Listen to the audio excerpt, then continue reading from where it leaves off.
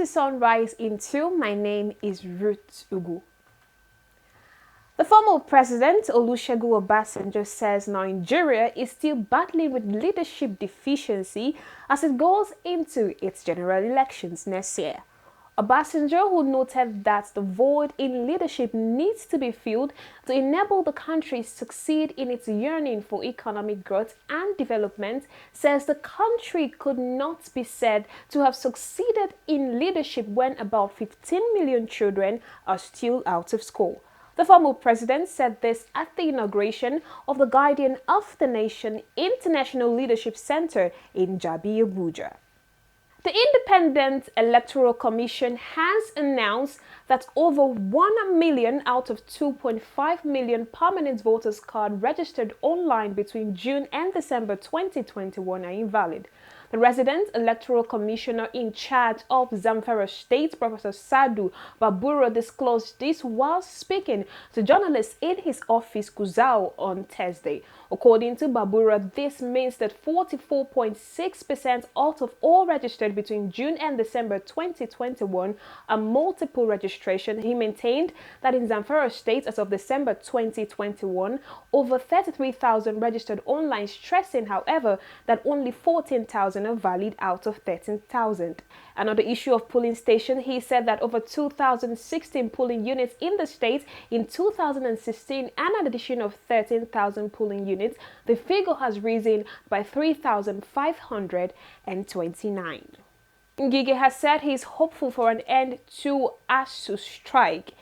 The unending industrial actions embarked by the Academic Staff Union of University Senior Staff Association of Nigerian Universities, Non-Academic Staff Union of Educational and Associated Universities may come to an end in no distant time as the negotiation meeting between the federal government and the unions last have apparently ended on a fruitful note. Held at the banquet hall of the Presidential Villa, Abuja, the meeting was chaired by the Chief of Staff to the President, Muhammadu Buhari, Professor Agbola Gabari, while the Minister of Labour and Employment, Senator Chris Ngige, played the role of conciliator. In attendance of the meeting were representatives of ASUU, SANU, NASU, and top members of Nigeria Labour Congress led by Comrade Ayuba Weba. Speaking to journalists at the end of the meeting, Ngige says, "We have reached some agreements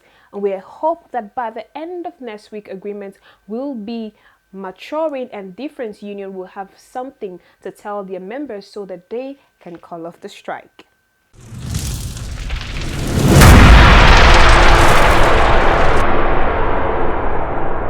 Moving on, SGF Rights Ambassadors, head of parastatals, others with political ambition to vacate seats in line with the President Muhammadu Buhari's directive. The federal government has released a list of categories of persons seeking to contest in the 2023 elections that should resign immediately. The President's directive was in conformity with the provisions of Section 84(12) of the Electoral Act, which expects all affected persons to resign from their offices on or before Monday, 16th May 2022, so as not to jeopardize the chances of the ruling party in the 2023 general election. Secretary to the government of the Federation, Boss Mustafa, converged the list of the affected public officers in a circular dated 11th May 2022, addressed to the Chief of Staff to the President, Ministers, Head of Civil Service of the Federation, Head of Parastatals and agencies of the government, amongst others.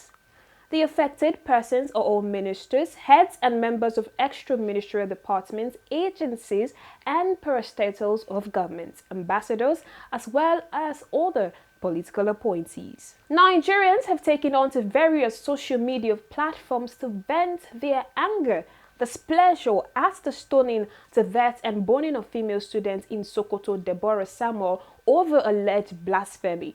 In several tweet post comments, Nigerians condemned the result by Sokoto youth to jungle justice, self-help, with hashtags Deborah trended on Twitter for several hours. The female student of the Shehu Shagari College of Education, Sokoto, was on Thursday killed in a mob attack by students of the institution over alleged blasphemy. Meanwhile, authorities of the institution has closed down the school just as students have been ordered to vacate the premises. Also, the state government announced the immediate closure of the institution.